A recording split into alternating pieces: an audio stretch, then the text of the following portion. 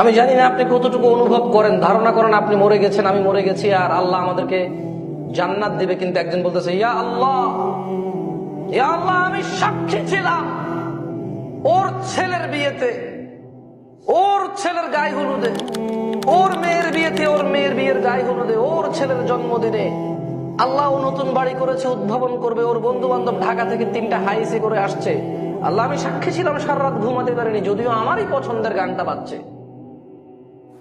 আল্লাহ, রাত 12টা 1টা পর্যন্ত আমার নিজেরই ভালো লাগছে, সবগুলো আমার ফেভারিট সং।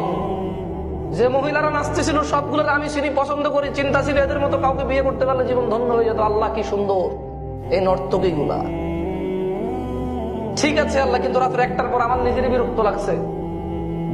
যখন আমার বৃদ্ধ আব্বা ঘুমাইতে পারতেছে না, বলতেছে যে এটির উপর আল্লাহর গজব বড়, এটি কিতে শুরু করে দিয়েছে, বৈশাখ হয়েছে বাউরে, নতুন নতুন হয়েছে, হাতে পুরা এলাকা